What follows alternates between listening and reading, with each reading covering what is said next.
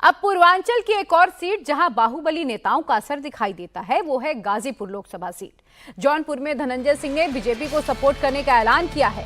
कौशाम्बी में राजा भैया न्यूट्रल रहेंगे, लेकिन गाजीपुर में अंसारी परिवार चुनावी मैदान में है। गाजीपुर सीट से मुख्तार अंसारी के बड़े भाई अफजाल अंसारी और उनकी बेटी नुसरत अंसारी ने अपना नॉमिनेशन फाइल कर दिया। अफजाल अंसारी पर चल रहे केस में इलाहाबाद हाईकोर्ट का फैसला भी आने वाला है और ऐसे में बैकअप के तौर पर ही उन्होंने अपनी बेटी का भी नॉमिनेशन कराया है। अब चुनाव प्रचार में मुख्तार के बेटे की एंट्री हो गई। मुख्तार के बेटे उमर अंसारी अपने चाचा के लिए कैंपेनिंग कर रहे हैं। चुनाव प्रचार के दौरान उमर अंसारी ने एक बड़ा दावा किया है। उमर ने कहा कि उन्हें खरीदने की कोशिश की गई और जब बिकने से इनकार कर दिया तो मुख्तार की पत्नी पर 16 मुकदमे दर्ज हो गए। इशारा तो आप समझ ही गए होंगे, सुनिए जरा।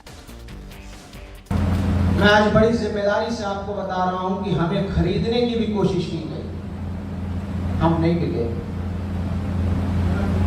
हमारे पास ऑफर भेजा गया, हम नहीं बिके। जब नहीं बिके तो मेरी मां पर 16 मुकदमे लगाए गए। आप में से किसी ने चेहरा भी नहीं देखा होगा। 16 मुकदमे, 500 रुपए के बोर्ड चोरी का भी मुकदमा लगा दिया। इन परिस्थितियों में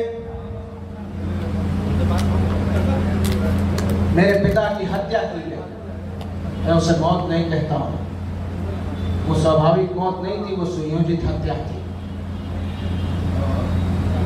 उसके बावजूद जो अपार जन समर्थन, स्नेह, प्यार उनकी तस्वीर के समय दिखाई पड़ा तो उसने सरकार की आंखें खोल दी। अफजाल अंसारी गाजीपुर से समाजवादी पार्टी के कैंडिडेट हैं। समाजवादी पार्टी को इस बात की पूरी उम्मीद है कि अफजाल ने जिस तरह से ये सीट पिछली बार बीएसपी के टिकट पर जीती थी, इस बार उसके टिकट पर आसानी से जीत जाएंगे। समाजवादी पार्टी और कांग्रेस को इस बार यूपी से काफी ज्यादा उम्मीदें हैं। बीजेपी भले ही यूपी में मिशन 80 की बात कर रही हो, लेकिन इंडिया अलायंस के नेता ये कह रहे हैं कि इस बार यूपी में बीजेपी को तगड़ा झटका लगेगा।